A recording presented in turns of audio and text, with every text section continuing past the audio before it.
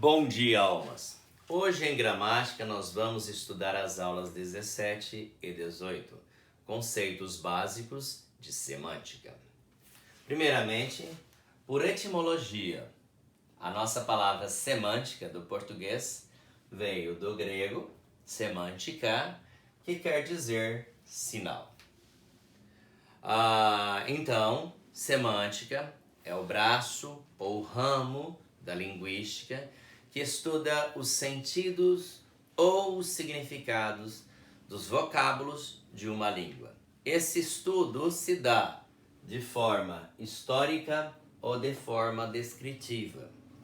De forma histórica ou diacrônica, nós chamamos de diacronia, né? Quando se estuda a evolução dos significados de uma palavra.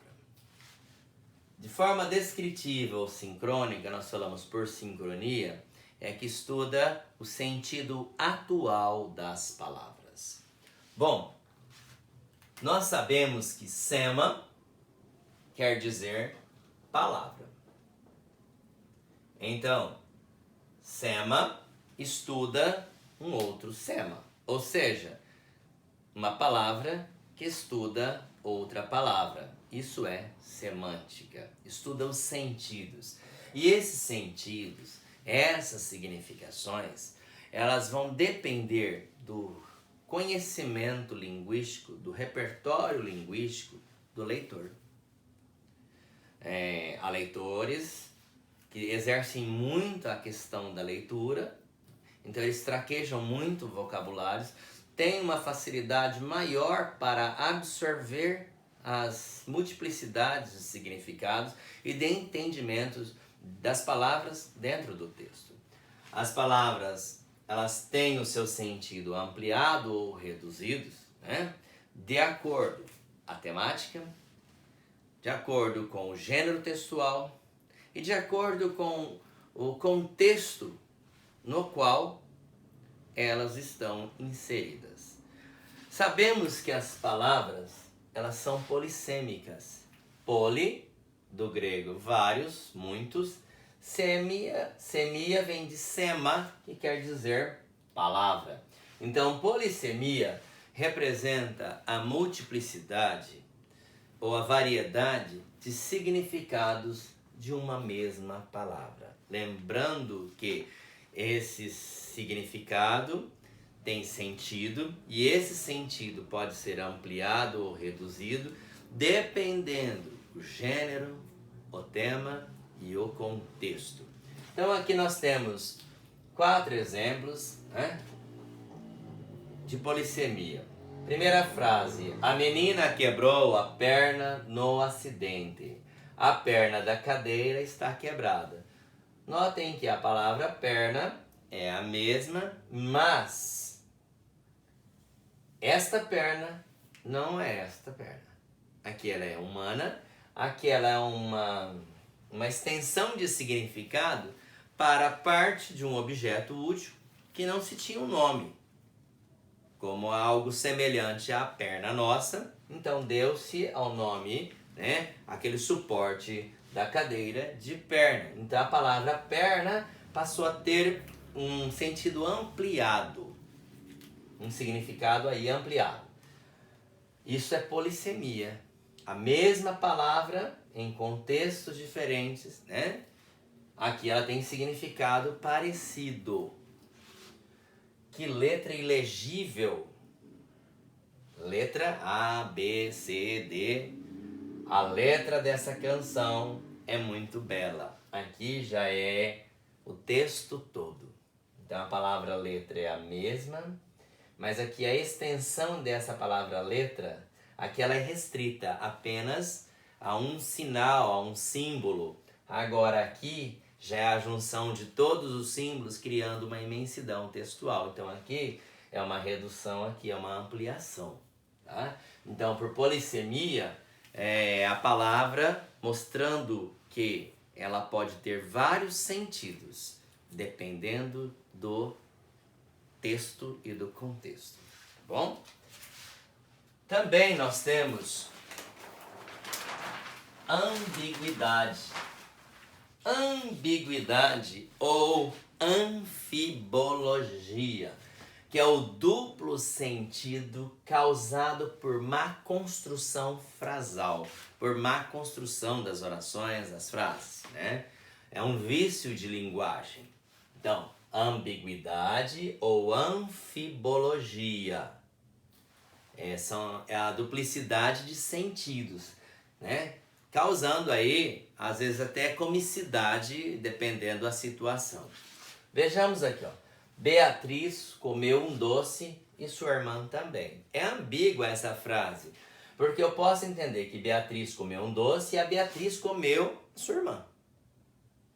Também posso entender que Beatriz comeu um doce e a irmã de Beatriz comeu um doce também. Então é uma frase mal construída, é ambígua, é feia, né? Aqui, mataram o porco do meu amigo. A palavra porco pode ser o animal, o suíno, ou posso classificar que meu amigo seja porco, sujo. Então tem duplo sentido, é ambígua. Onde está aquele cachorro do teu pai? Ou seu pai tem um cachorro, ou eu estou chamando o seu pai de cachorro. André pediu a Fabiano que pegasse sua mochila na sala. A ambiguidade se dá aqui na palavra sua, porque pode ser a mochila do André ou a mochila do Fabiano. A mãe avisou a filha que estava terminando o serviço. A ambiguidade se dá aqui na colocação de que, porque eu posso entender que a mãe avisou que estava terminando o serviço à filha, ou eu posso dizer que a mãe avisou a filha, vírgula, a filha que estava terminando o serviço. Eu posso ter esse entendimento. Então a ambiguidade se dá aqui na palavra que, se dá na palavra sua, né? Se dá na palavra cachorro, a ambiguidade se dá na palavra porco e a ambiguidade se dá na palavra comeu. Então nós vimos polissemia, nós vimos ambiguidade. Também, por semântica, nós estudamos os sentidos e o significado das palavras analisando os pressupostos. E o que vem a ser pressupostos? Aqui, algo um pouquinho mais complicado, né? Pressupostos são informações que se pressupõem de outras informações adicionais. Elas são facilmente identificadas e compreendidas a partir de expressões ou palavras presentes nas orações, nos próprios textos. Então, coloquei aqui, ó, decidi parar de comer carne. Frase. O pressuposto. A pessoa comia carne antes. Isso é dedutível. Finalmente acabei meu livro. Qual o pressuposto? Demorou um longo tempo para finalizar o livro. É uma dedução lógica que se faz, né, da mensagem aqui. Alunos que estudam pela manhã têm um rendimento melhor. Pressuposto. Alguns alunos não estudam pela manhã. Bom, também, além dos pressupostos, né? Aí nós vamos ter as marcas linguísticas deles. Como eu vou saber, como eu vou me utilizar disso? A abstração, ela acontece, né, as interpretações, as deduções, tudo ao mesmo tempo. O cérebro, ele processa, ele trabalha de forma rápida isso. É claro que essa rapidez de trabalhar com a memória vai depender do exercício de leitura que cada um tem, né? Então, marcas linguísticas dos pressupostos. Identificar verbos que indicam sentidos de fim, de mudança, de continuidade. Coloquei exemplos: começar, deixar, acabar, continuar, etc. Advérbios dos mais variados tipos, ou seja, todos os advérbios. Finalmente, já, depois, felizmente, etc. Pronome de introdução, o que é uma marca importante. Locuções indicadoras de circunstâncias, né? São as locuções conjuntivas. Depois que, visto que, uma vez que, já que, toda vez que, etc. Nós também vamos ter essa significação, esse sentido, né, diferentes das palavras, entendidas de forma subentendido, ou de forma subentendida, que vem a ser isso, tal qual, como o próprio nome subentendido diz, né, sugere que seja aquilo que se subentende, insinuações que dependem de interpretações do leitor. Aqui é de cada um. Essas interpretações, elas vão ser facilitadas ou dificultadas dependendo da extensão linguística, de vocabulário, de acessibilidades, acessos aos textos, de leituras diversas. Nós sabemos que a leitura, ela abre uma imensidão do imaginário, ela transforma uma significação em 1000 significações, né? Ela faz com que o nosso processo mnemônico, ele trabalhe muito mais, ele seja mais atuante e que tenhamos mais sinapses durante esse processo do exercício da leitura. Logo, o nosso conhecimento ele é ampliado, não é? Então, não possuem marcas linguísticas ou avaliação de contexto.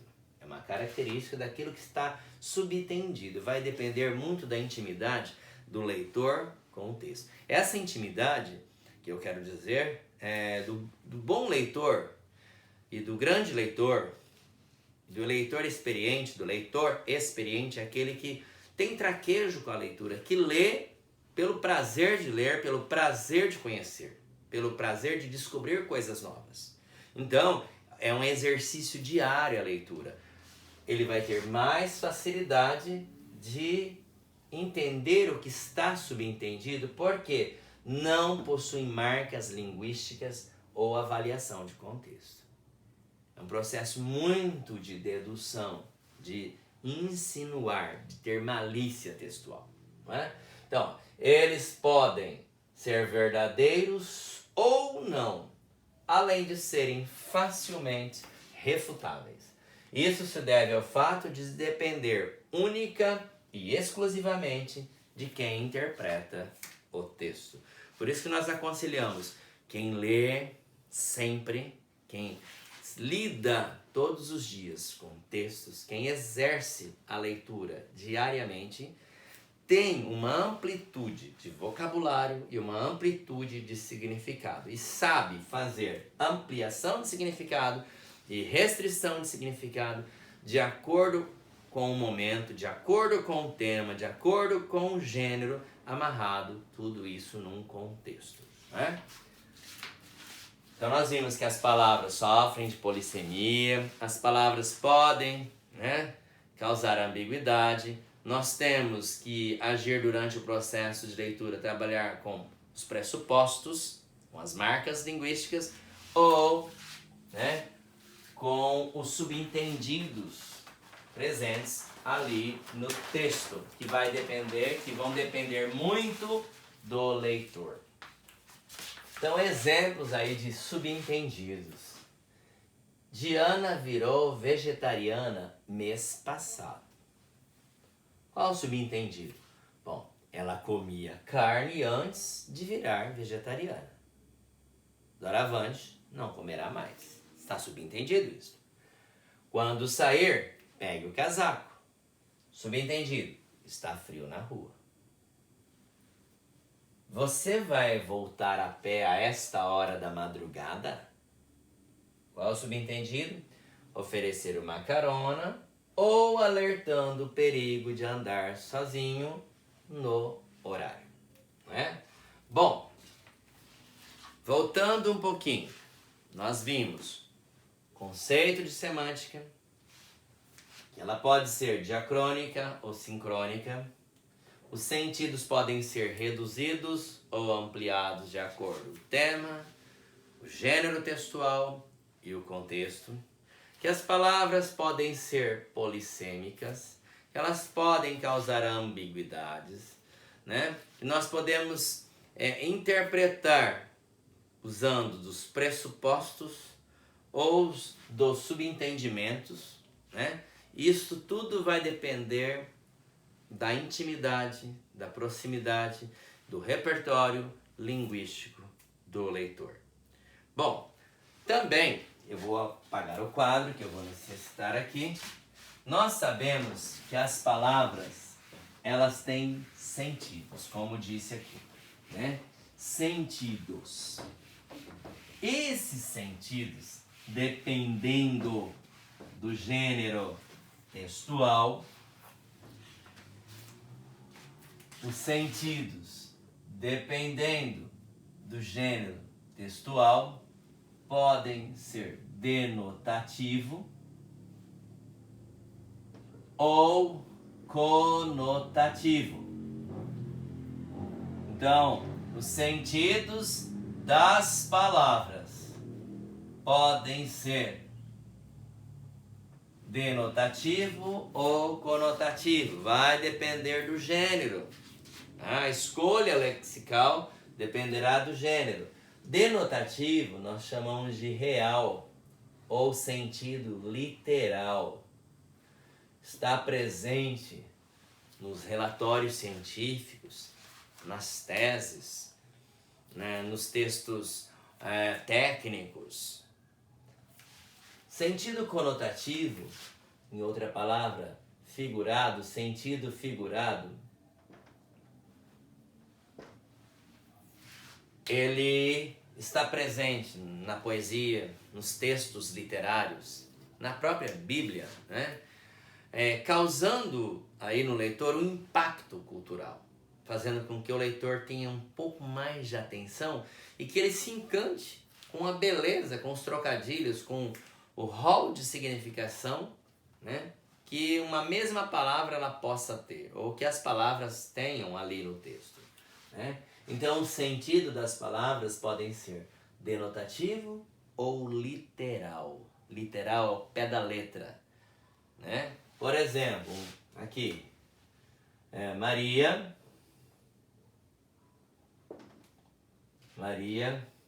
pisou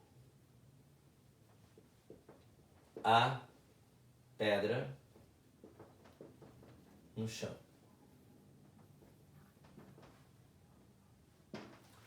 Eu digo, Maria é uma pedra no caminho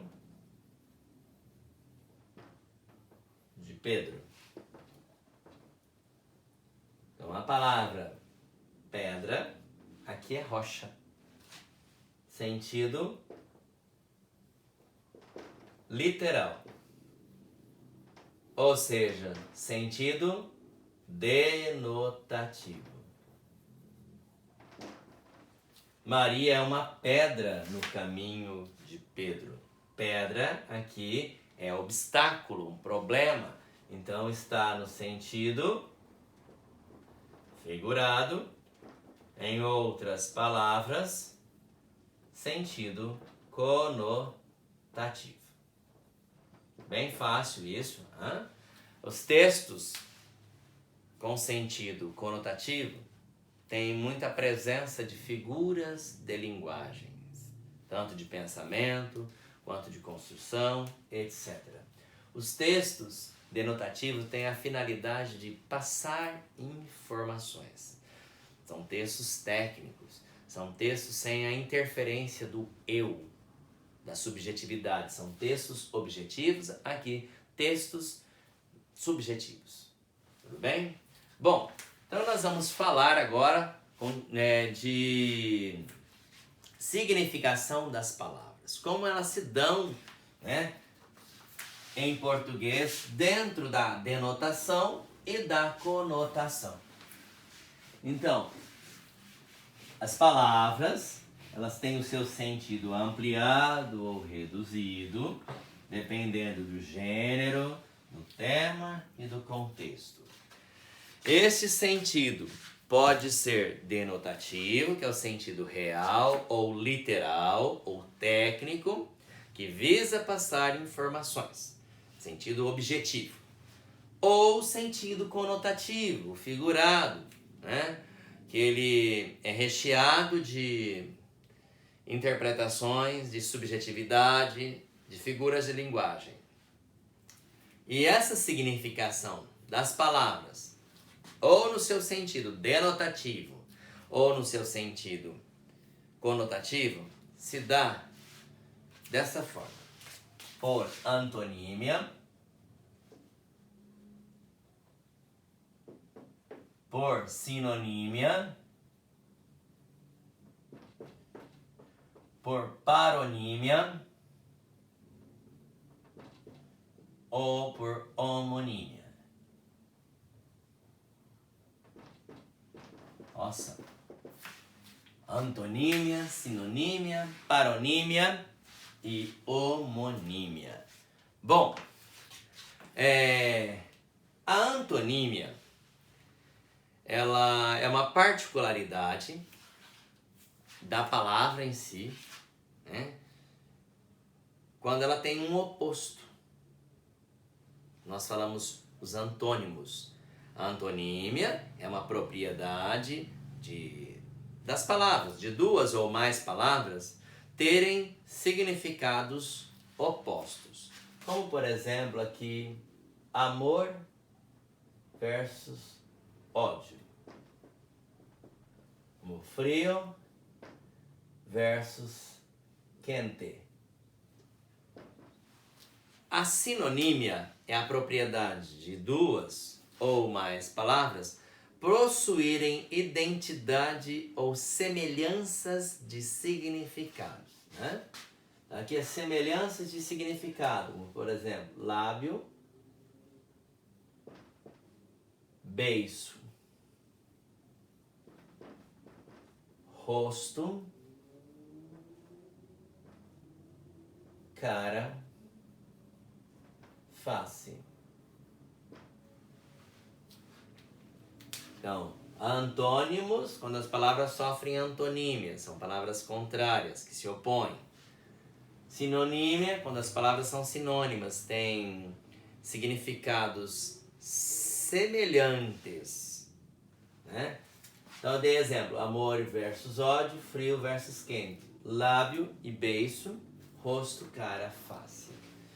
E agora, paronímia e homonímia. Bom, paronímia, quando as palavras são parônimas, nós temos muitos parônimos em língua portuguesa. Parônimos é a particularidade de duas ou mais palavras apresentarem semelhança na grafia e na pronúncia e sentidos diferentes, ou seja, significados diferentes. Então aqui elas têm a grafia,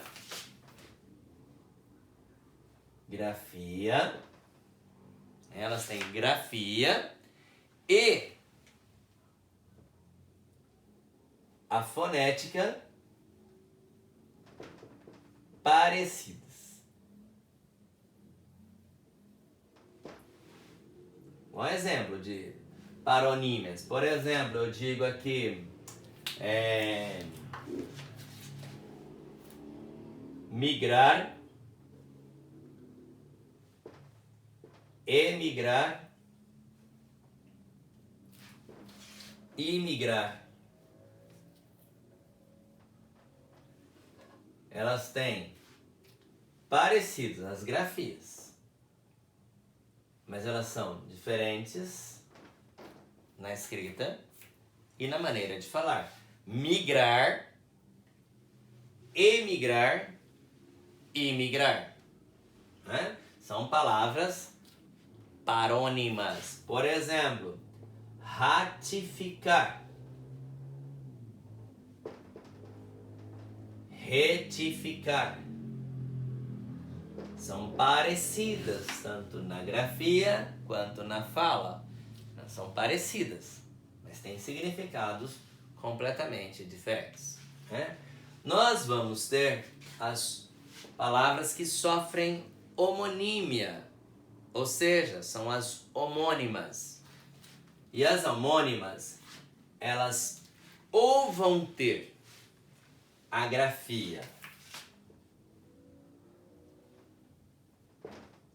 iguais, então, grafias iguais, ou a fonética iguais, né? Também elas podem ter tanto a grafia quanto a fonética de forma igual. Então vamos ver aqui as homônimas, elas são um pouquinho mais complicadas. Eu vou apagar porque eu preciso de um espaço maior. Então as homônimas em língua portuguesa, nós também temos várias.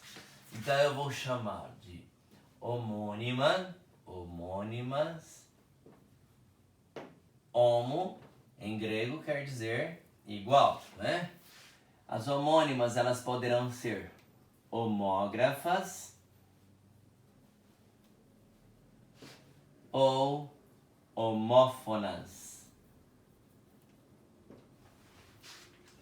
E elas podem ser ainda perfeitas.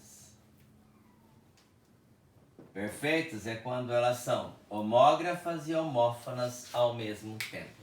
Vejamos aqui, se eu disser seção, seção e seção. Se eu disser aqui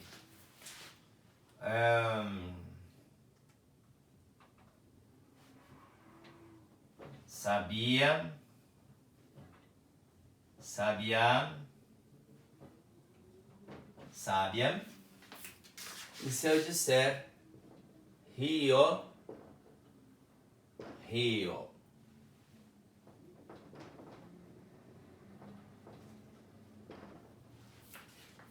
Então, eu falo seção, seção, seção. Elas são homônimas.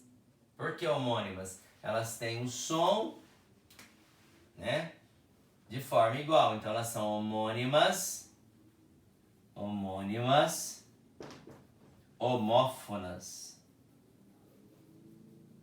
Porque homófonas, fono é som, homo é igual. Então, elas têm os sons iguais, os mesmos sons, né? Seção, seção, seção. Homônimas, homófonas. Olha aqui. Elas são iguais na grafia. Então, elas são homônimas. Elas são homônimas, se elas são iguais na grafia, elas são homônimas, homógrafas.